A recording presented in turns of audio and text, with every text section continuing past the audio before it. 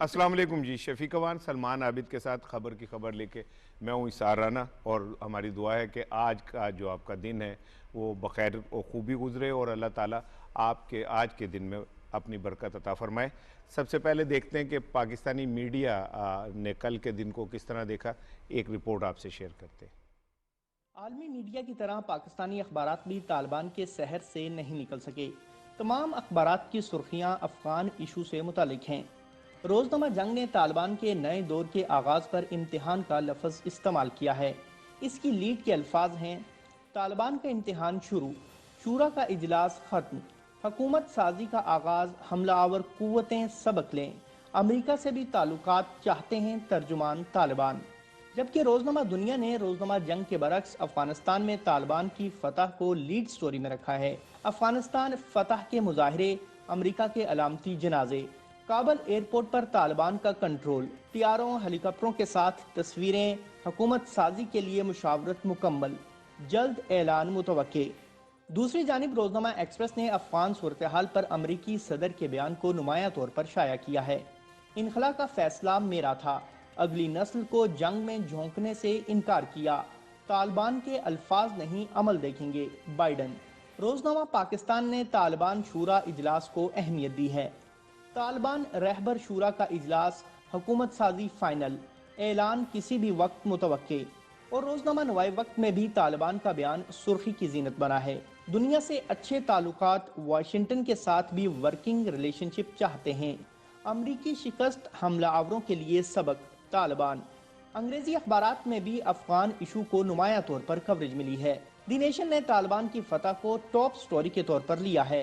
Taliban celebrate US defeat in Afghanistan after 20 year war. The news ने भी तालिबान की फतह को फ्रंट पेज पर शाया किया है। Real test begins for Taliban after US withdrawal. Daily Times की सुर्खी ने तो दरिया को कूजे में बंद कर दिया है, over and out. Express Tribune ने लीड लगाई है, Taliban stage triumphant return. Dawn अखबार ने ओपोजिशन लीडर शहबाज शरीफ के सियासी यूटर्न को अहमियत दी है और लिखा है कि इस पर मुल्क में नई सियासी बहस छिड़ गई है। Shehbaz remarks stir up political debate.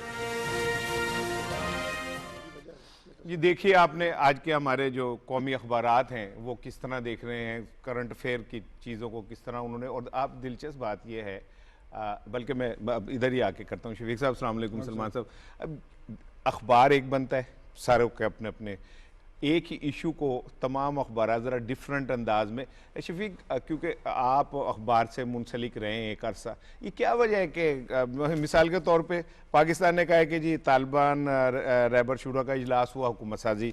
अब दुनिया ने कहा कि अफगानिस्तान फतह के मुजाहरे और अमरीका के अलामती नवाए वक्त कहता है कि जनाब अमरीकी शिकस्त हमलावरों के लिए सबक है, जंग कहता है इम्तहान है, और खबरें कहता है रूस और चीन को वार्निंग है। वो ये क्या क्राइटेरिया क्या है, किस तरह ये लीड बनती है? जो खबर का है ना, खबर वो कहते हैं न्यूज एडिटर की नानी एक होती है। नानी एक इसलिए होती है कि भाई देखो उनका ओढ़ना बिछोना है ना। आप एक कराची में बैठे हो, एक लाहौर में, एक इस्लाम में बैठे हो, लेकिन आप बता रहे हैं कि सबकी हेडलाइन ऑलमोस्ट एक है। न्यूज़ सेंस की बात है ना, न्यूज़ सेंस आपको ये बताती है कि आपने क्या हेडलाइन लेनी है, इसलिए आइडेंटिकल नज़र आ रही है सारी चीज़ें। एक होता है ना कि एक थोड़ा सा आप अपने आप को डिफरेंट पेश करते हैं, और फिर एंगलिंग करनी होती है। ख़ास तौर पे जो होती है ना हेडलाइन, उसकी एक एंगलिंग होती है, वो आपको अखबार की पॉलिसी से भी रिफ्लेक्ट हो रही होती है कि कौन किस तरह से देख रहा है। तो मेरा ख्याल है कि जो एंगलिंग है और फिर वो कैची हो, तो यही उसकी अखबार की खूबी है और जर्नलिस्ट की खूबी है। लेकिन टॉपिक जो है ना, टॉपिक वही घूम फिर के होता है ना, वही होता है। अच्छा, मैं उसको शाह जी हो तो इधर तुम इधर हम कर लेते हैं, बाकी वो कहते हैं ये पाकिस्तान टूट गया, ये हो गया, वो हो गया। ये एंगलिंग की बात ठीक की है कि एंगलिंग जो न्यूज एडिटर का ज़हन होता है। बिल्कुल ठीक है। तो ज़हन वैसे काफ़ी शरारती है हेडलाइन दे वाले नाल। मैंने पहले ये अपना रनडाउन शेयर कर लूँ, फिर इस तरफ आते हैं। आपसे रनडाउन शेयर करना था आज के प्रोग्राम का। पहली खबर, तालिबान शूरा का इजलास हुकूमत साजी के हतमी मराहिल में। एक्सप्रेस ट्रिब्यून का जो इदारिया है वो भी इसी हवाले से है। दूसरी खबर है आज की कि बिलावल भुट्टो के पीडीएम पर वार जारी, असम्बलियों से इस्तीफे का मुतालबा। मुस्लिम लीग नून का वज़ीर आज़म के ख़त पर कमेटी कायम करने का फ़ैसला। यह इलेक्शन रिफॉर्म्स और जो मशीन है उसके हवाले से। सुप्रीम कोर्ट में जजेस की तकर्रुरी, पार्लिमानी कमेटी में तरामीम की मंजूरी हो गई है। और कोरोना में शिद्दत, एनसीओसी ने नई पाबंदियां लगा दी, और क्या पाबंदियां उस पर बात करेंगे। आज के हम प्रोग्राम में, खबर की खबर प्रोग्राम में, रोजनामा दुनिया में अयाज अमीर साहब का कालम छपा है, इस पे बात करेंगे। जरगा के जियो के प्रोग्राम जरगा में सलीम साफ़ी साहब के साथ फवाद अहमद चोई साहब का जो गुफ्तगू है उसके कुछ चंक्स आपके साथ शेयर करेंगे। फॉक्स न्यूज़ पर अमेरिका की अफ़गानिस्तान में शिकस्त के हवाले से एक तज्ज़िया है, उस पर बात करेंगे। और टॉप ट्रेंड जो ट्विटर का है वो क्या है, अभी मैं वो बताऊंगा नहीं, वो आखिर में आपसे शेयर करूंगा और उस पर बात करेंगे। शफीक साहब, चूँकि मैं तो न्यूज़ रूम का आदमी हूँ, अखबार सारी ज़िंदगी अखबार में गुजारी, न्यूज़ एडिटरी से शुरू होके और फिर आखिर तक गए। अब मैंने ये देखा है कि जो मालकान की एक ख़ास पॉलिसी जो होती है वो आहिस्ता आहिस्ता न्यूज़ एडिटर और एडिटर के अंदर सराहियत कर जाती है। फिर उसे ये पता होता है कि मेरे जो मालिक की पॉलिसी क्या है, हम उसको टो करते हैं। तो सम टाइम ये होता है कि हमारे अंदर बहुत सारी ख्वाहिशें जन्म ले रही होती है कि ये इसको ऐसे कर, लेकिन उस पॉलिसी पे खेलता न्यूज़ एडिटर है। बिल्कुल जाहिर है, न्यूज़ एडिटर के हाथ में अखबार होता है। और किसी दौर में एडिटर का बड़ा रोल था। एडिटर ऑफिस खत्म हो गया ना, अब वो खत्म हो गया, मालिक एडिटर हो गया। अब मैनेजेरियल एडिटर आ गए, इसलिए मयार भी खत्म हो गया जी। अब मैनेजेरियल एडिटर आ गए जो इश्तार भी ले आए, जो बाकी चीज़ों को भी करे, ये करे। अब हम आज का आगाज़ करते हैं प्रोग्राम का। तालिबान शूरा का इजलास हुआ और उसमें हुकूमत साजी के जो है वो मराहिल पे गुफ्तगू हुई, और सुप्रीम लीडर जो हैं हैबतुल्लाह अखवंज़ादा साहब ने तमाम रहनुमाओं को बताया कि भाई आपकी क्या जिम्मेदारी है और हमने पूरी दुनिया को किस तरह लेके चलना है। एक रिपोर्ट आपसे शेयर करता हूँ, फिर मैं आपकी तरफ आता हूँ। रिपोर्ट देखिएगा। तालिबान की सुप्रीम काउंसिल का इजलास खत्म हो गया, जिसमें हुकूमत साजी से मुतालिक अहम फैसले कर लिए गए हैं। तालिबान के तर्जुमान ज़बीहुल्लाह मुजाहिद ने ट्वीट करते हुए बताया कि सुप्रीम काउंसिल का 3 रोज़ा इजलास तालिबान के अमीर मुल्ला हैबतुल्लाह अखवंज़ादा की ज़ेर सदारत कंधार में हुआ, जबकि ये इजलास हफ्ते के रोज से पीर तक जारी रहा। उन्होंने बताया कि इजलास में मुल्क की मौजूदा सियासी और सिक्योरिटी सूरत हाल के साथ साथ दीगर मसाइल पर तफसीली तबादला ख्याल किया गया।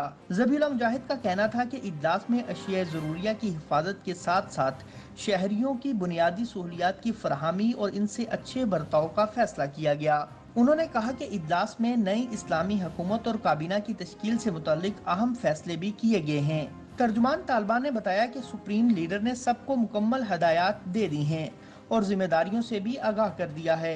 तालिबान की जानिब से ताहाल हुकूमत साजी से मुतालिक कोई ऐलान नहीं किया गया, लेकिन रिपोर्ट्स सामने आई हैं कि मुल्ला बरादर सुप्रीम काउंसिल के इजलास के बाद कंधार से काबुल रवाना हो गए हैं और जल्द ही काबीना का ऐलान मुतवक्के है। जल्द ही काबीना का जो है वो ऐलान मुतवक्के है। हमारे साथ लेफ्टिनेंट जनरल तलत मसूद साहब भी मौजूद हैं फ़ोन लाइन पे। तलत साहब अस्सलाम वालेकुम। जी वालेकुम सलाम। मैं ज़रा शफीक अवान साहब, सलमान आबिद साहब मेरे साथ हैं। मैं चाह रहा हूँ कि शरीक गुफ्तगू आपको भी करूँ, लेकिन ज़रा थोड़ा सा ताकि आपको पता चल जाए कि हम किस इशू पे बात करें। शफीक साहब, इजलास जो है वो हो गया, 3 दिन चला और उसके बाद कहा जाए ये जा रहा है कि जो जिम्मेदारियां तक दी गई हैं उसका मतलब ये है कि पोर्टफोलियोज जो हैं वो तय किए गए हैं। आप समझते हैं कि इनकलाबी हो गया, अब तालिबान के पास एक सीधा रास्ता है जिसमें उन्होंने एक हुकूमत लेके आनी है और फिर दुनिया को परफॉर्म करके दिखाना है। मेरे हम तलत साहब से पूछे। तलत साहब अस्सलाम वालेकुम। जी वालेकुम सलाम। तलत साहब, ये हो गया, अमेरिका चला गया, तालिबान ने टेक ओवर कर लिया, ये मरकजी शूरा का इजलास हो गया, इसमें उन्होंने कहा कि हम सब धड़ों को लेके आएंगे। अब आप क्या समझते हैं? पूरी दुनिया देख लें, पूरी दुनिया के अखबार उठा कर देख लें, इनका अपना डिजिटल मीडिया देख लें, उनके टीवी देख लें, वो सवालात उठा रहे हैं। भारत को देख लें कि वहाँ निज़ाम क्या होगा। भारत तो ये सवाल उठा रहा है कि वहाँ इस्लामी निज़ाम होगा। तो लेट देम डिसाइड कि वो अपना निज़ाम खुद बनाए, बजाय कि अमेरिका यूरोप डिक्टेट करे। उनके मुल्कों में अपना निज़ाम है तो उनको अपना निज़ाम अपना करने दें। जी, इसमें तो कोई शक नहीं कि वो अपने ही निज़ाम कायम करेंगे और उन्होंने तो उसका भी बता दिया है कि किस किस्म का निज़ाम होगा। वो इसी किस्म का निज़ाम होगा जैसे कि माजी में था, लेकिन उसमें बहुत तरमीम भी होगी, वो बेहतर होगा और इस्लामी तर्ज पर होगा। और उनकी ये कोशिश होगी कि उसमें एक जमहूरियत का एलिमेंट भी हो, लेकिन इसके साथ साथ जो लोगों ने कुर्बानियाँ दी हैं उनको उसमें शामिल किया जाए, और इसके साथ साथ जिनको बड़ा तजुर्बा है उनको भी कैबिनेट में शामिल किया जाए। सबसे बड़ी बात तो ये है कि देखिए उनकी जो क़यादत है और जो इसमें कैबिनेट में लोग होंगे, आप ख़ास तौर से जो हुकूमत चलाएंगे वो ऐसे लोग होंगे जो कि काफ़ी उनको तजुर्बा हुआ है, क्योंकि उनका एक्सपोजर जो है वो मगरबी दुनिया से भी हुआ है, पाकिस्तान से भी में भी वो लोग रहे हैं, उनकी लीडरशिप। इसके साथ साथ वो कतर में भी रहे हैं, फिर न सिर्फ मशरक़ वस्ता में कई ममालिक के साथ उनका कांटेक्ट था, बल्कि सारी दुनिया फिरते रहे हैं। बिल्कुल। उनका एक किस्म से इस वक्त जो विजन है वो बड़ा मुख्तलिफ है पिछले हुकूमत में जब थे वो। अच्छा तलत साहब, ये बताइए कि ख़ास तौर पे कल अमरीकी सदर ने कहा है कि हम तालिबान के अल्फाज नहीं बल्कि उनका अमल देखेंगे। ये जो पूरी दुनिया है इस वक्त तालिबान को फोकस करके उनके फ्यूचर कॉन्टेक्स्ट को देखने की कोशिश कर रही है, और उनके बकौल हम देखेंगे कि तालिबान माजी के तालिबान से कैसे मुख्तलिफ हैं। तो आपका अपनी असेसमेंट क्या है, तज्जिया क्या है कि तालिबान किस अंदाज से बिहेव करेंगे? मेरे ख्याल में तब्दील तो जरूर हुए हैं, इसमें तो कोई शक नहीं। उनकी सोच में तब्दील हुई है, दुनिया तब्दील हुई है। उनको पता है कि उन्होंने जो माजी में जो गलतियां की थी और जो उनका तसव्वुर था वो नाकाबिल कबूल है इस वक्त दुनिया में, तो इस लिहाज से तो वो तब्दील होंगे। लेकिन हमें ये भी समझना चाहिए कि उनका एक फलसफा है, उनका एक तरीक़ाकार है। वो आप इस तरीके से तो नहीं समझ सकते कि वहाँ एकदम जमहूरियत आ जाएगी और बहुत ही एडवांस कोई तरीके से हुकूमत चलाएंगे। लेकिन फिर भी ये है कि उन्होंने माजी में तो काफ़ी जुल्म किए थे, काफ़ी बदला लिया था लोगों से, वो मेरे ख्याल में इस वक्त नहीं करेंगे। ठीक है तले साहब, लोग जिन्होंने उनको वाकई में नुकसान पहुंचाया उनके खिलाफ तो जरूर वो ठीक सर, ये बताइए कि जैसे आप कह रहे हैं कि जिन लोगों ने माजी में उन्हें नुकसान पहुंचाया वो ज़ाहिर है उन्हें लेके चलना मुश्किल है, तो ये जो पंजशेर वाला इशू है तो फिर ये तो हमेशा रहेगा और वहाँ पे शोरत जो है वो रहेगी। मगरबी मीडिया तो कल सारा दिन खबरें चलाता रहा, 300 मार दिए, ये मार दिए, जो ऑथेंटिक नहीं थी खबरें। तो सर तालिबान के लिए असल इम्तहान तो ये है कि वहाँ पर वो किस तरह चीज़ों को टैकल करते हैं। जी बिल्कुल, देखिए ये बड़ा ज़रूरी है तालिबान के लिए कि अगर उनका इमेज ख़राब हो जाएगा तो उनके लिए, देखिए उनकी इक़्तिसादी और माशी हालत इस वक्त अफ़गानिस्तान की जो है वो तो दुनिया ही को पता है कि बेइंतहा उसको इमदाद की ज़रूरत है और उसको दुनिया से ताल्लुक़ रखना बड़ा ज़रूरी है, उसको अपना इमेज हुकूमत बरकरार रखने के लिए। बिल्कुल सर, बहुत शुक्रिया sir. Lieutenant general Talat Masood साहब हमसे बात कर रहे थे, बहुत शुक्रिया। सलमान, एक्सप्रेस ट्रिब्यून का एक इदारिया है, इसी हवाले से मैं चाह रहा था वो शेयर करूं, फिर उस पर आपसे कमेंट लूँगा। एक्सप्रेस ट्रिब्यून कहता है कि अफगानिस्तान अमन में पाकिस्तान का मिसाली किरदार है और दुनिया को इसे तस्लीम करना चाहिए। अफगानिस्तान में तमाम फ़रीक़ैन पर मुश्तमिल हुकूमत और पाकिस्तान को उसमें किरदार अदा करना चाहिए इसमें। फिर वो कहते हैं कि पाकिस्तान इलाकाई ममालिक के साथ ताउन और अमन का ख्वाह है। जाहिर है यह तो हमारी पहले दिन से ख्वाहिश थी। तालिबान की कबूलियत आलमी बरादरी के साथ मिसाली ताल्लुकात के ऊपर डिपेंड करती है। फिर कुछ और चीज़ें भी हैं, तो मैं चाह रहा था कि इस पर आपका कमेंट। बुनियादी सी बात जो इस इदारे में उठाई गई है वो ये है कि पाकिस्तान को नज़रअंदाज करके आप अफगानिस्तान का मसला हल नहीं कर सकेंगे, और दुनिया को ये तस्लीम करना पड़ेगा कि जो अफगानिस्तान के पीस प्रोसेस के लिए पाकिस्तान ने कंट्रीब्यूशन की है उसको लेजिटिमाइज़ किया जाए। और साथ साथ उन्होंने कहा है कि देखिए हम एक रीजनल कॉपरेशन के साथ और एक रीजनल मशावरत के साथ जो है वो आगे बढ़ेंगे। तालिबान को अपनी लेजिटिमेसी डेवलप करनी पड़ेगी और दुनिया को इंगेज करना पड़ेगा। तो बुनियादी तौर पे इसमें यह कहा गया कि जो कुव्वतें आज पाकिस्तान पे ब्लेम गेम कर रही हैं या पाकिस्तान पे मलबा डालने की कोशिश कर रही हैं या तालिबान के साथ उनका नेक्सस जोड़ने की कोशिश कर रही हैं, उनको ये बात समझनी चाहिए कि अफगानिस्तान की रेजोल्यूशन के अंदर जो बड़ी ताकतें हैं वो पाकिस्तान को साथ लेके चले और इंगेज करें, क्योंकि अभी अफगानिस्तान की तामीर नौ में बड़ा काम होना है। ये सिर्फ तालिबान की हुकूमत का बनना मसला नहीं है,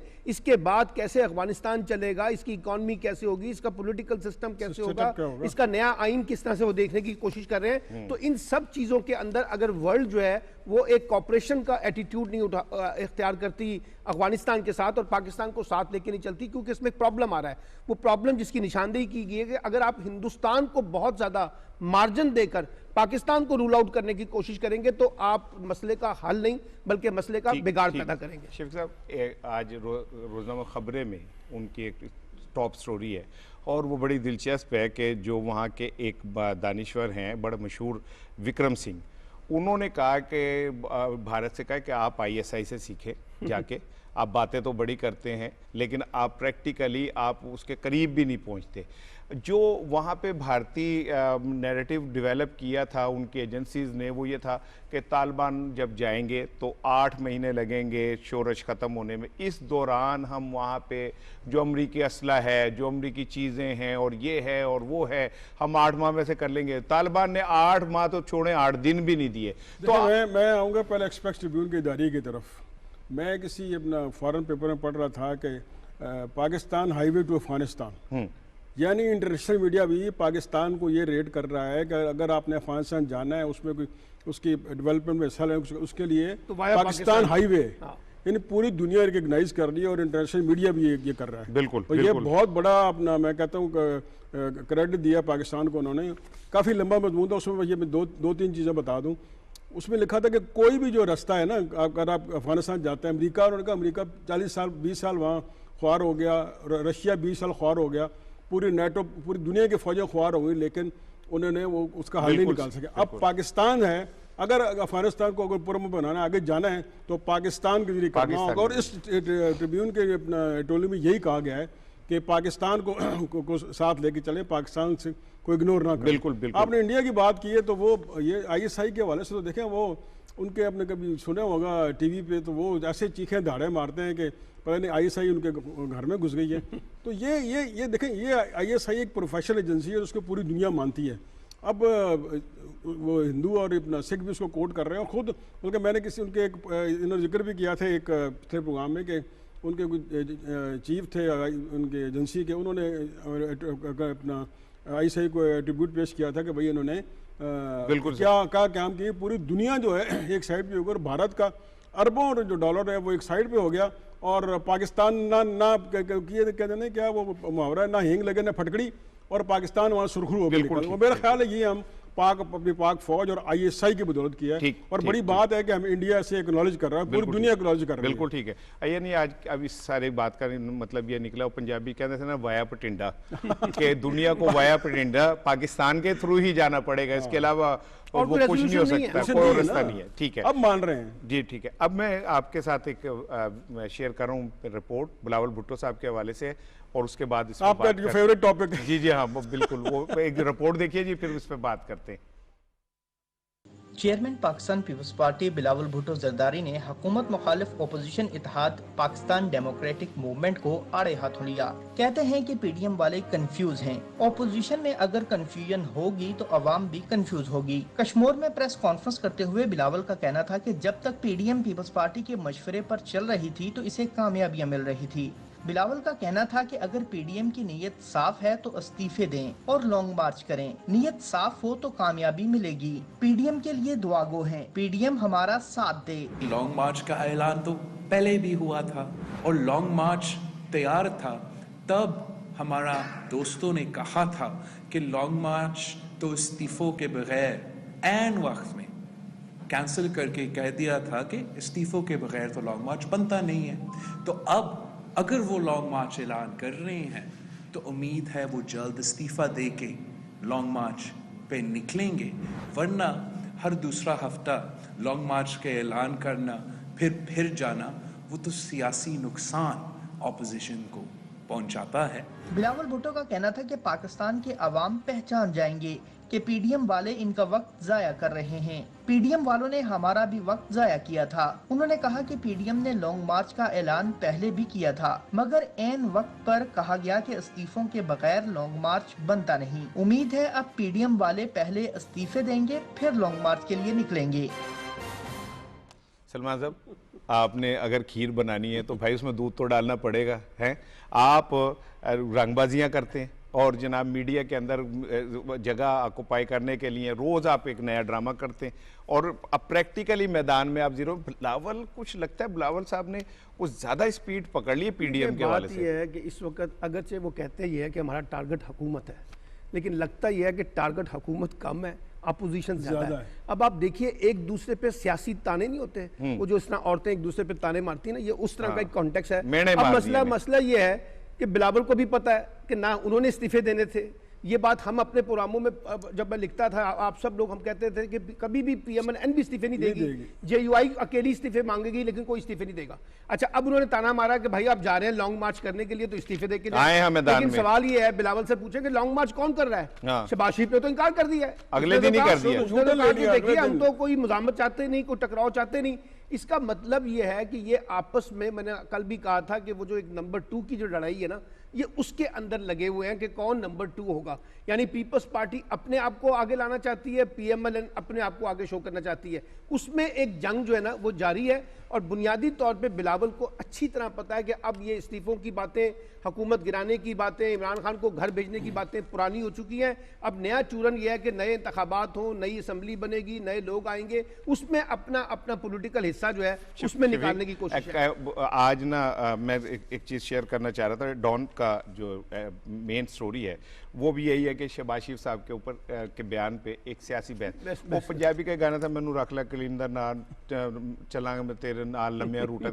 भाई ये जो ये ख्वाहिशें होती है ना कि कौमी हुकूमत बन जाए, ये हो जाए, वो हो जाए, इलेक्शन करें, इलेक्शन का हिस्सा बने, इलेक्शन जीत के आए और हुकूमत बना ले। अपोजिशन की हंडिया बीच चौराहे में फूट गई है और अब एक दूसरे पे ये अपना एक दूसरे को क्रिटिसाइज कर रहे हैं। अब देखिए, मुस्लिम लीग नून की नीयत जो थी ना इस्तीफों के हवाले से, पहला दिन से फतूर था। वो इस्तीफे देने नहीं चाहते। तो हमारी जो बातें होती थी उनसे, उन्होंने कहा यार इतनी मुश्किल इलेक्ट हो गए हैं, करोड़ों रुपए हो ये कि ना, ये पता भी नहीं है, कह रहे करोड़ों रुपए लग गए, अगली पता से टिकटें मिलेंगी। वो ये भी करते थे कि अगली पता नहीं क्या। इसलिए पहले दिन से उसकी नीयत में फतूर था। मुस्लिम लीग ने तय किया हुआ था कि पीपल्स पार्टी को हमने शामिल नहीं करना, इसी वजह से ही हुआ। और मैं आपको बताऊँ, जो APC हो रही थी लंदन में, हम वहाँ थे, तो मखदूम अमीन फ़हीम इजलास हो रहा था, उसमें नवाज शरीफ थे, शहबाज शरीफ सारे उसमें थे। और हमने देखा मौलाना फजल रहमान भी थे। ये जहाँ ये वहाँ शरारत तो होती है ना। तो मखदूम अमीन वहीं सब अकेले चले आ रहे हैं, वो शरीफ आदमी थे। हमने पूछा आप अकेले आ रहे हैं? खैर, मुझे उन्होंने निकाल दिया। मैं क्यों भाई? वो कहते हैं कि जो इस पे नहीं एग्री करता वो तशरीफ ले जाए। एक मिनट। ये मैंने कहा ये नवाज शरीफ ने कहा, कहते हैं साहब जब आए और तो आपने उनसे एग्जैक्ट ये जुमला कहा कि क्यों निकाला? नहीं, उस वक्त तो ये क्यों निकाला नहीं था, लेकिन हमने कहा, उन्होंने कहा भाई मुझे उन्होंने कहा अगर आप इस पे हमारे एजेंडे पे नहीं चलते तो मुस्लिम लीग नून हमेशा अपनी गेम खेलती है। और ये देख लें, एक दिन जो है ना, ये मौलाना फजल रहमान पछताएंगे। जहां इनका दाव लगा ना, ये कल सलमान साहब कह रहे थे ना, ये कोशिश कर रहे हैं कि अपना हिस्सा लेने दी। अगर इनको हिस्सा को मिल गया कि भाई कुछ झंडी मिल गई आए, तो कितने मौलाना फजल रहमान? फिर देखें मोहम्मद जुबैर की अगर वो मीटिंग कामयाब हो जाती आर्मी चीफ से, तो कौन सी अपोजिशन, कौन सा पीडीएम, सब भाई जात की लड़ाई है, अपनी लड़ाई है। अच्छा, वो जो आपको पता मोहल्लों में जब वो बढ़ती है खरात, तो एक बंदा आगे करता है, वो कहता है, वो लेके कहता है मेरे भरा भी दे दो, मेरे भरा भी दे दे। तो आप समझते हैं कि वो था कि मैनू तो दे रहे हो, मेरे भरा भी कोई दो। उन्होंने बड़ा सिंपल सा फार्मूला लगाया हुआ है। उन्होंने कहा देखिए, इस इक़्तिदार की बंदर बांट में हमें नजरअंदाज न करें, हमें भी शामिल कर लें। हम आपके साथ उतनी ताबेदारी के साथ, फर्माबरदारी के साथ आपकी जी हजूरी करने के लिए तैयार हैं। गलतियां हमसे हुई हैं, हमारे खानदान से हुई हैं, भाई से हुई हैं, भतीजी से हुई हैं, लेकिन मैं तो बिल्कुल तैयार बैठा हूं। तो मुझे हिस्सा दीजिए और साथ साथ उनको भी हिस्सा दे दें, उनको थोड़ी सी रियायत दे दें, मुकदमे खत्म कर दें। जुमला इससे आपका लूंगा, फिर एक आगे, फिर मैंने नेक्स्ट टॉपिक पे जाना है। अगर ये सब कुछ ऐसे है तो जमहूरियत, डेमोक्रेसी, सिस्टम, इलेक्शन, अवाम, वोट, ये सब कहां स्टैंड करते हैं? अगर आपने बाईपास ही करना है और आपने प्रॉक्सीज मांगनी है, तो फिर ये जो हम जमहूरियत करते हैं कि हमने अवाम के वोटों से हुकूमत बनानी है, अवाम के वोटों से आगे आना है, वो तो फिर एक ड्रामा हो गया ना सर। बात यह है कि अवाम को अगर इन्होंने अहमियत दी होती है साराना साहब, तो आज ये तीसरी पार्टी का वजूद बीच में से क्यों निकल के आता? पीटीआई का। पीटीआई जो है वो तो बेसिकली एक वैक्यूम था ना, जो दो जमातों ने पैदा किया था, उसको बाहर निकाला ना। तो इसलिए बात यह है कि अगर ये वाकई जमहूरियत की खिदमत कर रहे होते, सियासत कर रहे होते, अवाम की खिदमत कर रहे होते, तो मैं आपको यकीन दिलाता हूं यहाँ तीसरी पार्टी का वजूद भी ना होता। देखिए सार साहब, देखिए नवाज शरीफ और मुस्लिम लीग नून ये हमेशा दाव मारी की सियासत पर यकीन रखती है। ये कहती मेरा दाल लग जाए, बंदर बांट, बिल्कुल सही लफ्ज़ इस्तेमाल किया, इसीलिए बंदर बांट करती हैं कि वो कभी जमहूरियत पर यकीन रखती ही नहीं। आप देखें नवाज शरीफ अपना जब आए इसके दौर में, ज़ियाउल हक के दौर में मिनिस्टर बने, फिर मुस्लिम लीग, फिर जुनेजो साहब आए, और जुनेजो साहब को कैसे उन्होंने काटा, यानी पार्टी का सदर जो है उसको उन्होंने फारिग कर दिया और खुद आ गए। फिर फिदा मोहम्मद खान को निकाला, उनको निकाला। इनकी सियासत इसी पे है।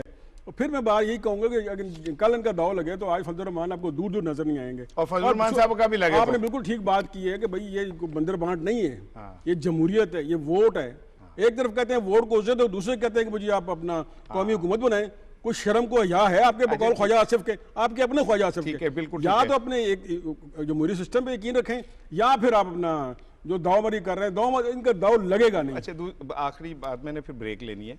सलमान, नून ने वज़ीर आज़म के ख़त पे कमेटी भी बना दी, यानी वो डेमो, वो जो पार्लिमानी निज़ाम है उसके साथ भी चल रहे हैं। एक टिकट में दो मज़े लेने की कोशिश कर रहे हैं। दूसरी चीज़ ये है कि अदालतें हैं, उनमें आपके केसेस हैं, आप अदालतों से बाकायदा मुजरिम करार दिए गए हैं, आपको सज़ाएँ हुई हैं, ठीक है। आप कैसे को इस सारे निज़ाम को बाईपास करके और आप रिलीफ ले सकते हैं? अदालतों में जाके आप रिलीफ लें, अदालतों में जाके आप अपने आप को साबित करें कि आप बिल्कुल मासूम हैं। पार्लिमानी सियासत होती है ना, उसमें जो भी रिलीफ मिलता है ना, वो आपको इंस्टीट्यूशन से मिलता है। तो इंस्टीट्यूशंस का जो रहना है वो खुद एक बहुत बड़ी कुंजी होती है आगे बढ़ने की। बिल्कुल। अब आप मुझे बताएं ना, अगर आप इलेक्शन शफाफ चाहते हैं तो आपको इलेक्शन कमीशन के पास जाना पड़ेगा। अगर आप चाहते हैं कि जी इलेक्शन शफाफ हो तो फिर आपको इलेक्ट्रॉनिक वोटिंग के ऊपर इत्तेफाक करना पड़ेगा। अच्छा, फिर आप ये देखिए, ये एक अजीब मखमसा है। अगर आपको आपके हक में फैसला आए तो अदालतें आज़ाद हैं, कानून की हुक्मरानी है, बड़ा इंसाफ हुआ है। अगर फैसले आपके खिलाफ हुए हैं तो फिर अदालती नेक्सेस है, गठजोड़ है, ये आपस में मिल गए हैं, हमारे खिलाफ इस्तेमाल हो रहे हैं। तो मेरा ख्याल है कि इस मुल्क के अंदर अदालतों को या अदलिया को या इंसाफ के निज़ाम को मजबूत करने के लिए पहले आपको इस बुनियादी प्रिंसिपल पर इतफाक करना होगा कि जो इदारे फैसले करेंगे, चाहे वो आपके हक में हो चाहे वो आपके खिलाफ हो, फिर आप उसको मानेंगे। ये नहीं हो सकता कि जो फैसला आपके हक में नहीं आया उस पर आप नहीं मानेंगे। इस जो कमेटी बन रही है इसमें शहबाज शरीफ चाह रहे थे कि हम उसकी जाके बात कर रहे हैं, लेकिन आपको पता है नवाज शरीफ बैठे हैं, जब तक वो अपना पंजाबी किसी के अंदर लुच नहीं तलेंगे तो वो, तो उन्होंने कहा कमेटी बना दो। कमेटी में फिर ये लड़ाई शुरू हो गई कि शहबाज शरीफ के ग्रुप के कितने होंगे और नवाज शरीफ ग्रुप के कितने होंगे। शहबाज शरीफ ने जो प्रपोज किया था उसमें ख्वाजा साद रफीक था, याद सादिक था, उन्होंने जनाब जवेद लतीफ़ डाल दिया। फिर अब जो नाम तीन गए उसमें शाहिद खकान अब्बासी, राना सनाउल्लाह और एहसन इकबाल। यहाँ भी नवाज शरीफ ने अपना जो है ना, इनके दो अपने बंदे शहबाज शरीफ उसमें होंगे, लेकिन उन्होंने बैलेंस किए। भाई पे भी वो इतबार नहीं कर रहे कि मनु के रिकॉर्ड के अगर चला जाए। बिल्कुल ठीक है, एक ब्रेक लेते हैं, ब्रेक के बाद आते हैं और बात करेंगे सुप्रीम कोर्ट में जजेस की तकर्री पार्लिमानी कमेटी ने जो तरामीम मंजूर की हैं, इसका क्या असरात होंगे, इस पर बात करेंगे। और जाते हुए चूँकि अदलिया की बात हो रही थी, तो बिलावल भुट्टो ने जो कल कहा था कि लाहौर का जो है वो बाहर रहता है और पीपल्स पार्टी का जो है वो अंदर रहता है, ये अपने अंदर खुद एक सवाल है। ब्रेक लेते हैं, ब्रेक के बाद आते हैं।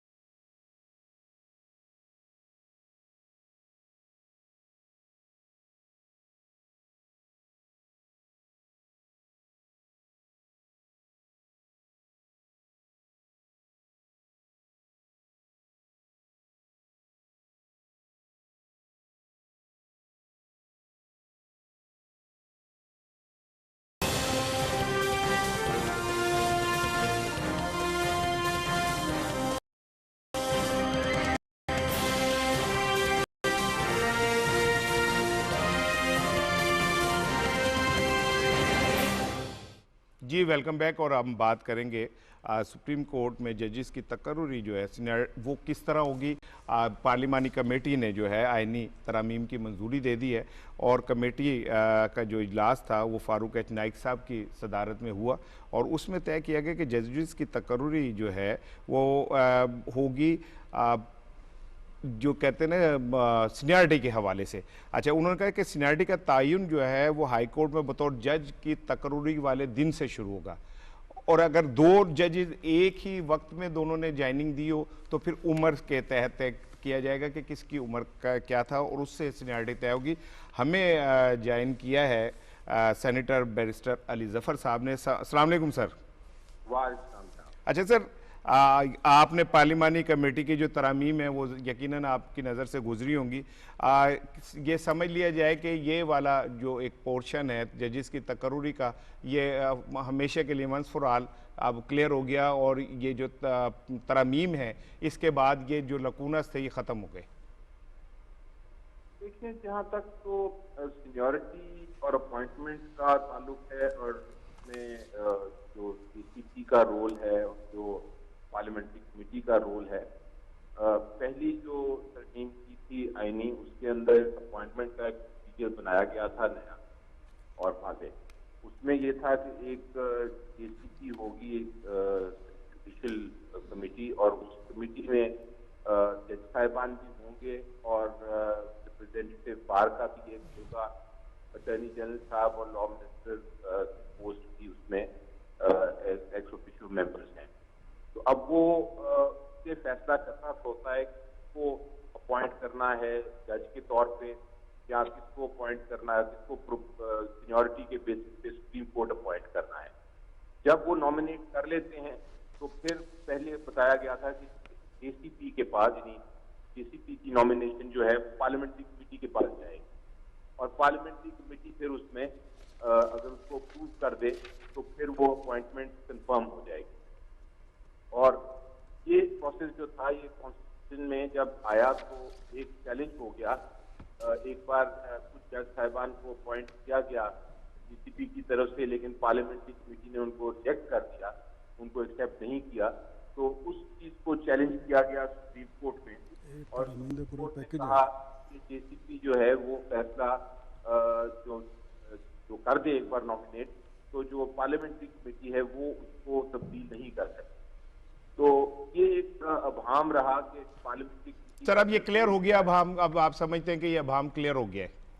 जी, अब ये अभाम क्लियर करने की कोशिश की जा रही है। कोशिश की। अच्छा सर, एक चीज और बताइए, ये सो मोटो एक्शन के हवाले से पिछले दिनों सुप्रीम कोर्ट ने भी इसके हवाले से चीफ जस्टिस साहब ने भी इस पे वो फैसला दिया। अब ये तय किया गया कि इंसानी हकूक से मुतालिक जितने आज खुद नोटिस होंगे उसकी समाअत 3 जजेस करेंगे। तो आप समझते हैं कि ये वाला जो था ना कि वो खुद ही एक आज खुद नोटिस ले लिया जाता था, अब एक क्लियरिटी आ गई कि जी ये 3 जजेस पे मुश्तमिल जो होगा वो खुद लेगा। तो ये 3 जजेस कैसे तय करेंगे सर कि ये इस पे नोटिस लेना है? नहीं, अब देखिए कि जो जहाँ तक तो सो मोटो जजमेंट जो आई है उसने एक क्लैरिफिकेशन दी है। कानून यही था, उसको वाजे किया गया है और 2 चीजें कही गई हैं। एक तो बेंच बनाने का इख्तियार जो है वो चीफ जस्टिस साहब के पास था, यही रूल है, यही कानून है। और इस बेंच ने जो फैसला किया उसने क्लियर कर दिया कि जो बेंच बनाना है वो सिर्फ चीफ जस्टिस ऑफ पाकिस्तान का ही इख्तियार है। बिल्कुल उनका इख्तियार है। दूसरा एस्पेक्ट था वो ये था कि सो मोटो जब नोटिस किया जाए तो क्या वो कोई बेंच ले सकता है या चीफ जस्टिस ही लेगा। जो ट्रेडिशन थी, जो पॉलिसी थी सुप्रीम कोर्ट की, उसके मुताबिक ये था कि सिर्फ चीफ जस्टिस साहब सो मोटो एक्शन ले सकते हैं। अगर किसी बेंच का ख्याल है कि कोई ऐसा मामला है जिसको के ऊपर आर्टिकल 184(3) के तहत कार्रवाई होनी चाहिए तो वो रिक्वेस्ट करता है सुप्रीम कोर्ट की चीफ जस्टिस को कि आप अगर समझते हैं तो ये इस पे नोटिस देके इसको किसी बेंच के साथ सर बहुत शुक्रिया सर, बहुत शुक्रिया। सेनेटर बैरिस्टर अली जफ़र साहब हमसे बात कर रहे थे सर। अच्छा, अब मैं ना जा रहा हूँ एक नए टॉपिक की तरफ। कोरोना जो है ना शफीक साहब बहुत बढ़ गया है और जो NCOC है उसने कुछ नई चीज़ें की, बड़ी डराने वाली हैं वो सारी चीज़ें। तो मेरा ख्याल है कि कौम को खुद ही समझना चाहिए कि यार हमें अपने तौर पे जिम्मेदारी का मुजाहरा करना चाहिए और करके इस वबा का को हमने फेस करना है। देखिए, इसके ज़िम्मेदार हम हैं। अब तक वक्त बाज़ारों में जाकर देख लें तो जो कोई किसी अपना SOP पे अमल नहीं हो रहा, कोई मास्क नहीं पहन रहा, ना कोई बाज़ारों में उस तरह रश है, हर जगह जा रहे हैं। जिस NCOC कह के थक गई है। अब ये जो उन्होंने पाबंदियाँ लगाई कि आप बाज़ार में जा सकते, पेट्रोल डलवा सकते, फिर आपके आगे सिम बंद करने का है, तो देखिए हम जब तक मैं मौजूद के साथ कहूँगा, हमने डंडे के पी रहे हैं, डंडा पीर बिगड़े तिगड़े था। जब तक हम अब सख्ती नहीं करेंगे उस वक्त तक ना ये अपना हम इस पे अपना अमल नहीं करेंगे और ये कोरोना बढ़ता जाएगा। बिल्कुल। अब देखिए, कल मैं गया अपना कोरोना सर्टिफिकेट लेने के लिए, तो जो नादरा का था उनका वो सिस्टम डाउन हो गया। लोगों का रश। अब उनको चाहिए, असद उमर साहब को चाहिए कि भाई जो सर्टिफिकेट है उनको दिलवाने के लिए कोई आप करें कि जो लोग, वो लंबी लाइन लगी हुई है और लोग बेकार खड़े। अब सख्ती जो आपने कर दी है, अब सख्ती पे अमल भी करिए, नजर आनी चाहिए, अमल होना चाहिए सख्ती के ऊपर। सलमान, कहा जा रहा है कि मॉल्स के अंदर जिन्होंने वैक्सीन नहीं लगाई होगी वो गिरफ्तार भी हो सकते हैं। पेट्रोल ही मिलेगा आपको, तो गलियां सुंझी हो जाएंगी, क्या करेंगे लोग? बहुत सी पाबंदियां लगाने की NCOC ने बात की है। असल में ये इंडिकेशन होता है कि अगर आप अपनी जिम्मेदारी का मुजाहरा करें तो हम चीज़ों को नरम कर देंगे। तो बुनियादी तौर पर तो एहसास जो है ना, जैसे शफीक अवान ने कहा है, सोसाइटी के अंदर आना चाहिए और लोगों को ये समझना चाहिए कि जो NCOC बात कर रही है हम उसको संजीदगी से लें और उसकी सेंसिटिविटी को महसूस करें और जो हिफाजती इकदाम है वो जरूर इख्तियार करें। शफीक साहब, रोज़नामा दुनिया में अयाज अमीर साहब का एक कॉलम छपा है और हम तो वैसे उनके फ़ैन हैं, बहुत अच्छा लिखते हैं, बड़ा रैशनल होकर लिखते हैं। उस कॉलम को मैं चाह रहा हूँ शेयर करूँ आपसे, उस पर आपके कमेंट्स लूँ। वो कहते हैं कि शुक्र करें कि पाकिस्तान में तालिबान वाले हालात नहीं है और पाकिस्तान के हालात वो कहते हैं कि मिसाली नहीं है, लेकिन इसके बावजूद हमारा मुआशरा आज़ाद है और बहुत सारे मुल्कों से बेहतर हम एक मुआशरा लेके बैठे हुए हैं और ये ज़रूर है कि इस्लाहात की ज़रूरत है और बहुत सारी चीज़ें हैं कि जी हमारा जो मुआशरा है वो सख्त गिर किस्म के जो कवानीन है उसे एक्सेप्ट नहीं करता। पाकिस्तान के मुआशरे पे कुछ अच्छे सवालात उठाए उन्होंने। बिल्कुल, उन्होंने सही बात लिखी है कि भाई ये जो हम जो है बिल्कुल डिफरेंट है। हम पे वो जो तालिबान वाला फार्मूला या वो ये कहते हैं ना, कुछ मजहबी लीडर फजल रहमान समेत वो अपना और एक और जो मजहबी लीडर हैं वो अपना कहते हैं कि यहाँ भी हम वही निज़ाम लाएंगे। भाई Pakistan as a different state, यहाँ के लोग डिफरेंट हैं, यहाँ एजुकेशन है, यूनिवर्सिटी हैं, यहाँ इंटरनेशनल आपके जो अपना एफिलिएशन है यूनिवर्सिटियों से और तालीम जो है। अब देखें आप अपने मेडिकल यूनिवर्सिटी में देखें, दूसरी यूनिवर्सिटी में देख लें, लोग बाहर से तालीम हासिल करने आते हैं। तो पाकिस्तान बिल्कुल डिफरेंट स्टेट ऑफ माइंड है। याज़ अमीर ने ठीक लिखा है कि हम पे ना वो हम असल में ना ये कुछ जो एक तो होते हैं देसी लिबरल, एक देसी जो है वो जो है देसी सब्जे हैं, मैंने तो लिखा भी था कि देसी सब्जे हैं, देसी राइट विंग। अच्छा, नहीं उन्होंने इतना शफीक है सब्जे ते सुर्खे हुन एदे विच भी कोई दो नंबरी आ गई, देसी आ गए। अब पता है कि आप वो डराते क्या है, आपके जो अब्बासी साहब आपके जो पसंदीदा कॉलमिस्ट हैं, मेरा पसंदीदा शफीक अवान है। अच्छा। मेरा पसंदीदा क्योंकि ये भी मुझे कहता है कि तुम बहुत अच्छा लिखते हो। अंसार अब्बासी साहब ना वो अब डरा रहे हैं कि यहाँ भी वो निज़ाम आएगा, यहाँ भी वो चीज़ें आएंगी। ये मेरा उनको जवाब में लिखा है और ठीक लिखा है कि वो ये डिफरेंट स्टेट। ठीक है, अब मैं एक आपसे ना आपका क्योंकि ज़रा शकील किस्म की गुफ्तगू से ना हमारे सारे तीनों के चेहरे जो है ना वो संजीदा, थोड़ा सा आप लाइट करेंगे। एक बड़ी खूबसूरत सी चीज़ मैं आपको दिखा, मैं तो कल से देख देख के मैं राजी गया हूँ, मैं आपसे भी शेयर करना चाह रहा हूँ। जरा देखिए ज़रा आप।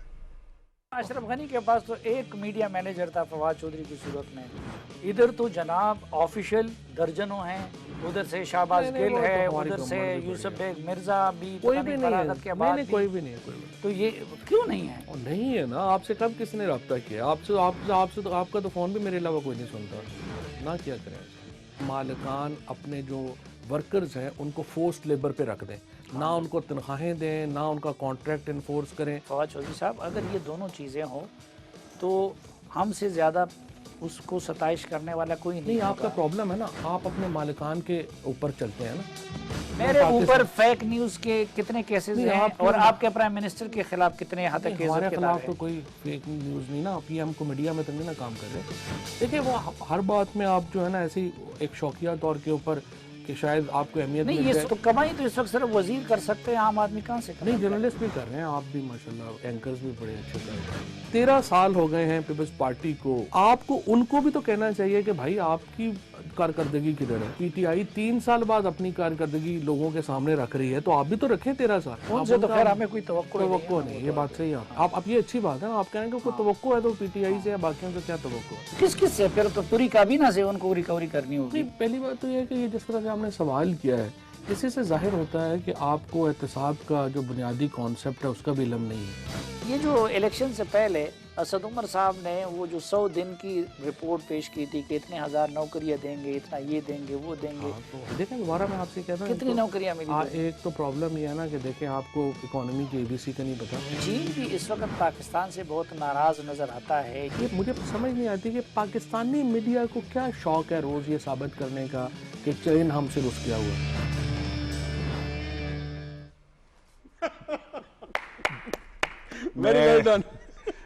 मैं तो भाई, मैं चूँकि खुद एक प्रोग्राम चलाता हूँ, तो मैं तो ये समझता हूँ मैंने फवाद साहब का इंटरव्यू करना।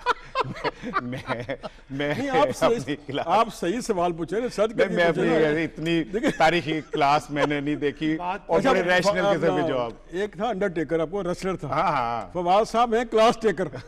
यानी उन्होंने जियो का बायस और उसके एंकर के बायस को उन्होंने एक्सपोज कर दिया बगैर किसी लगी लिपेटी के।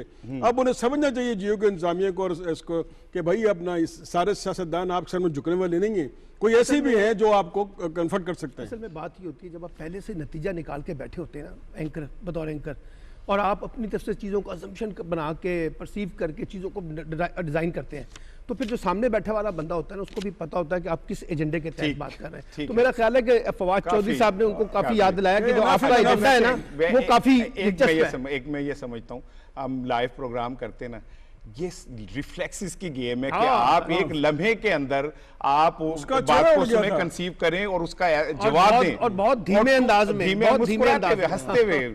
अच्छा, ये तो हमने एक हंसते हुए, और मैं ईमानदारी के बाद मैं फ्रेश हो गया हूँ, मैं बहुत फ्रेश हूँ। लेकिन एक मैं ना फॉक्स न्यूज़ का क्लिप आपसे शेयर करूंगा और उसके ऊपर बात करके फिर हमने अपने आखिर में टॉप ट्रेंड की तरफ जाना है। ये देखिएगा जरा शफीक, सलमान देखिएगा। जी please. Mark this day as the day the United States of America officially fell from grace as the world's superpower due to the ineptitude, the incompetence, and the dereliction of duty by a so-called commander-in-chief, a fumbling, idiotic, confused, lying fool, incapable of extricating innocent Americans and Afghan allies from behind enemy lines in the war zone we entered 20 years ago. As American families of those trapped behind enemy lines, as Afghani Americans whose families helped us, and indeed Americans of all walks of life are glued to this crisis on television, they're met with government officials who are not only not candid, or are confused, or are just outright lying. Fell from grace. और मैं समझता हूँ कि अब मैं इन खातून के अंदर जो गुस्सा है अमेरिकन प्रेसिडेंट, अमेरिकन जनरल्स के हवाले से, वो बड़ा खुल के नज़र आ रहा है और सोसाइटी में भी नज़र आ रहा है। मैं समझता हूँ कि अमेरिका की जो ये जुमला है ना, फेल फ्रॉम ग्रेस, अमेरिका का जो वो एक भरम था वो तबाह होकर रह गया। अब देखें ना, अमेरिका को क्रिटिसाइज कौन कर रहा है? उसका अपना मीडिया, कांग्रेस वाले करते हैं। फॉक्स न्यूज़ पता क्या है? ये स्पोक्स पर्सन है स्टेट का। इसका फॉक्स न्यूज़ का कोई इंडिपेंडेंट नहीं है। इसकी इराक और बाकी अपने अफगान वॉर में देख लें, ये टोटल जो है वो हुकूमत की ज़बान बोलता था। और जिस तरह इसने जो अल्फाज यूज़ किए हैं इन्होंने, बल्कि मैं तो कहूँगा इन्होंने तो इंतहा कर दी। ये मैं और आप किसी भी उसके लिए अल्फाज यूज़ नहीं कर सकते। बिल्कुल आपने ठीक कहा, इनका गुस्सा देखें। बिल्कुल कहते हैं जो हमारे मार्टायर लोग हुए, जो हमारे लोग शहीद हुए, 20 साल आप झक मारते रहे और वहाँ से भाग के निकल आए, और आपका ये कि आप अपने पीछे अपने कुत्ते भी छोड़ा है, आपने कुत्ते भी पीछे छोड़ा है। बड़ी सिंपल सी बात है कि ये जो सारा कुछ फॉल आउट हुआ है ना अमेरिका का अफगानिस्तान में, इस पर अमेरिकी सोसाइटी जो एक सदमे में है। और उस सदमे का एक नतीजा आपको एक रिएक्शन नजर आ रहा है, जो गुस्सा है ना कि भाई इतनी बड़ी इन्वेस्टमेंट अमेरिका ने वहां पे कर दी। और आपको याद है ना, शुरू में उन्होंने दावा किया था कि हम 10 दिन के अंदर अंदर तालिबान को एलिमिनेट कर देंगे, 20 साल पहले कहा था ये बात। अब 20 साल के बाद जाके आप जो बाइडेन ने तकरीर की है, यानी उसमें इतने कॉन्ट्रडिक्शन है कि हम बड़े तारीखी फतह, यानी अपने इनखला को वो फतह कह रहे हैं। तो भाई आप 20 साल से वहां बैठे हुए थे अफगानिस्तान को फतह करने के लिए, तालिबान को एलिमिनेट करने के लिए, अपना कब्जा करने के लिए, इंडिया की हेजमनी को वहां पे इंश्योर करने के लिए। आपको नाकामी हुई ना, आपको भी नाकामी हुई, आपके तहादियों को भी नाकामी हुई, और जो भारतीय एजेंडा था वो भी नाकाम हुआ। तो उस पर मातम तो है ना अमेरिकन सोसाइटी में, और लोग सवालात उठा रहे हैं। मुझे ना ख्वाजा साहब आए थे कि बाइडेन साहब को शर्म को हया, आप हार के भी आप कह रहे हैं कि आपको फतह है यार, बस ठीक है। जब बंदा बेशरम हो जाए ना तो फिर यही होता है। मेरा ख्याल है कि वो जो राशि वाली बात थी ना, जो पिट के उठ के कहा था कि फिर मैं ना ही समझा वो, क्योंकि बाइडेन ने जो अभी तकरीर की लास्ट, और उसमें उनके लहजे की लड़खड़ाहट, रोते हुए और कपाते हुए वो तारीख तब्दील कर दी तालिबान ने। उनसे चंद ताबूत नहीं उठाए गए, उनके चेहरे से नजर आ रही थी कि उन्होंने जो किया गलत किया। उनसे चंद ताबूत जो है नहीं उठाए गए, और तालिबान ने हजारों की कुर्बानी देके, कल का सीन जब उन्होंने सजदा किया वो आवाज से रो रहे थे, आवाजों से अब रो रहे थे और सजदा करके अल्लाह का शुक्र अदा कर रहे थे, अल्लाह ने कामयाब करे और वहाँ अमन हो। हाँ, आखिरी में मैं जो टॉप ट्रेंड था ट्विटर का, मैंने कहा था मैं बताऊंगा कि क्या है। अल्हम्दुलिल्लाह पाकिस्तान के अमजद साकिब साहब जो हैं, उनको रेमन मैगसाय एशियन नोबेल प्राइज़ कहते हैं, उन्होंने अमजद साहब को अवार्ड के लिए मुंतखब किया है। और अमजद साहब के जो असल कारनामा ये है कि वो उन्होंने गरीबों को गुर्बत से निकालने के लिए कर्जे जो बहुत आसान किस्तों पर और कारोबार के तौर पे छोटे लोगों को बगैर सूद के कर्जे जो है वो देने शुरू किए। मेरा ख्याल है, एक एक कमेंट आप दोनों से लूंगा। रेमन मैगसाय एक बड़ा, जिसे कहते हैं ना, एक मोअज़्ज़िज़ नाम है, और एशिया का हम उसे कहते हैं कि ये नोबेल प्राइज़ है। पाकिस्तान के लिए एक अच्छी एजाज़ की बात है। मदर टेरेसा को ये अवार्ड मिला था, डॉक्टर यूनुस को मिला है, और ऐसे बड़े नाम, और उसके बाद पाकिस्तान का नाम आना, डॉक्टर अमजद साकिब का नाम आना, अखवत को रिकग्नाइज करना, और ख़ास तौर पे जो गरीब तबका है ना, जिनको लोग, आपको याद है ये कर्ज़ों की जो मामलात होते हैं ना, इसमें इंटरेस्ट बहुत ज़्यादा होता है, तो डॉक्टर अमजद साकिब ने इंटरेस्ट फ्री लोन इंट्रोड्यूस करवा कर एक बहुत बड़ा कारनामा दिया। और ये मैं समझता हूँ पाकिस्तान के लिए भी एक बड़े फ़ख्र की बात। ऐसा होता उमर ये है कि जो आप इंटरेस्ट फ्री कर्जे देते हैं, वैसे भी कर्जे देते हैं, हमारे जो अपना सियासतदान अरबों हड़प कर जाते हैं, लेकिन इसमें जो उनकी रिटर्न की रेशो है ना वो एक्सीलेंट है, और वो 80 to 90% वो अपना ना, वो अमजद साकिब साहब को हमारा तीनों का सलाम, उन्होंने पाकिस्तान का सर फखर से बुलंद किया। आज के प्रोग्राम का वक्त खत्म हो रहा है, और पेट्रोल की कीमत जो है वो कम हुई है, 1 रुपये 50 पैसे कम हुई है, और जाते जाते अमेरिका को जो शिकस्त हुई है वहाँ पे वो उन लोगों को भी छोड़ गए जो उनके वफादार थे, जो उनके गुलाम थे, जो उनकी गुलामी में थे, यहाँ तक के वो अपने तरबियत याफ्ता कुत्ते भी छोड़ गए। अब ये कुत्ते इन्वर्टेड कामा में हैं, और मैं समझता हूँ कि इससे अमेरिकन की नफ्सियात जो है वो आपको समझ आएगी। अपना ख्याल रखिएगा, इंशाल्लाह कल मुलाकात होगी। अल्लाह हाफिज़।